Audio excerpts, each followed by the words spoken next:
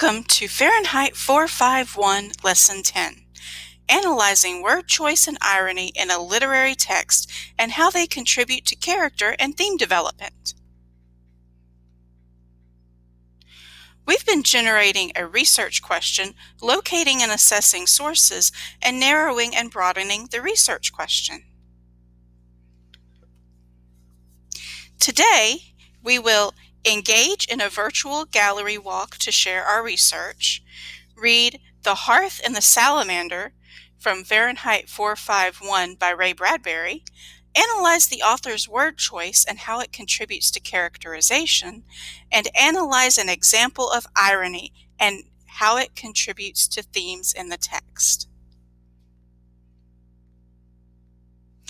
You will need Fahrenheit 451 by Ray Bradbury, your reading protocol, conversation stems, and discussion tracker handout, your reading log, your poster that you created, your evolution of Montag handout, the anchor text theme tracker handout, and the gallery walk notes handout.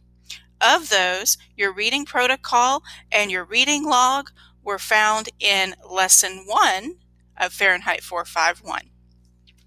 Everything else is from this lesson's posting.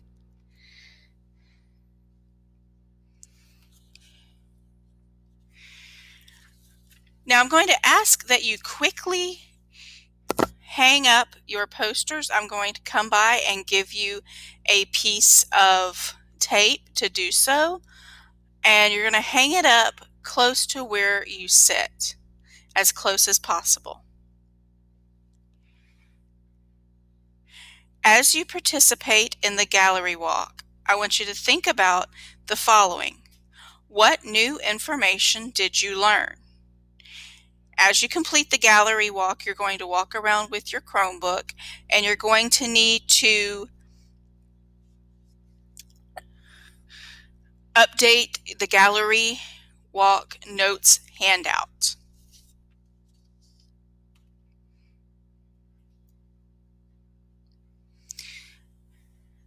Now I want you to open up and review the following handouts. You're going to need to open up your Evolution of Montag handout and the Anchor Text Theme Tracker handout from this lesson. Then I also need you to open up your Reading Protocol handout so that we can talk about the reading protocol. And that was in Lesson 1.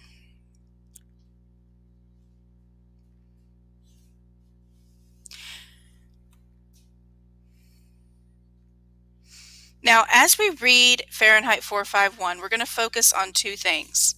The first thing will be how Montag changes over the course of the text, and how Bradbury develops themes over the course of the text.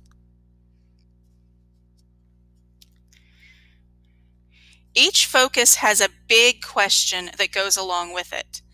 First focus is, how does Montag change over the course of the text? And is Montag a hero? And also, how does Bradbury use craft, devices, and elements to shape the themes of Fahrenheit 451?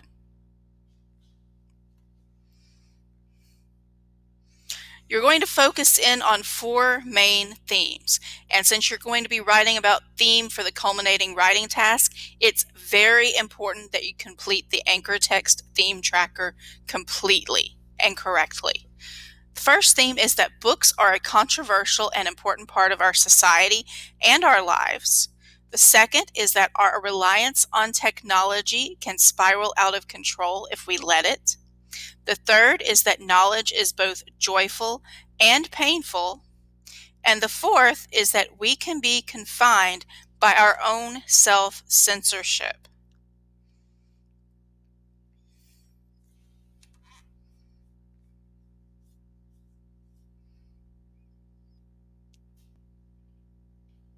And in looking at the text analysis protocol on the Reading Protocol Conversation Stems and Discussion Tracker handout, that's that first page. The first thing that we're going to do after we read a passage is we're going to paraphrase it.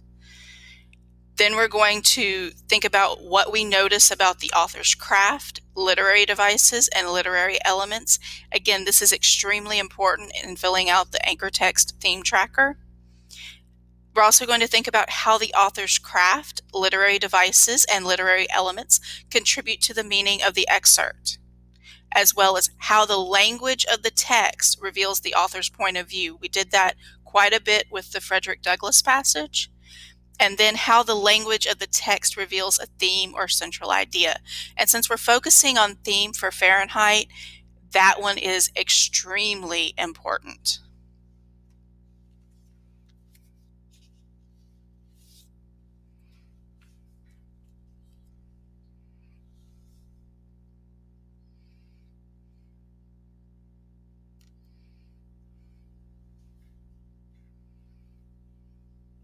We will now begin reading Fahrenheit 451.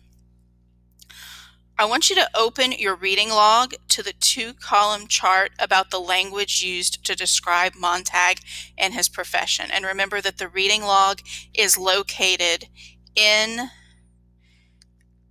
Lesson 1 material for Fahrenheit 451. And it is labeled Lesson 10. So make sure that you open that before opening your book to page 1.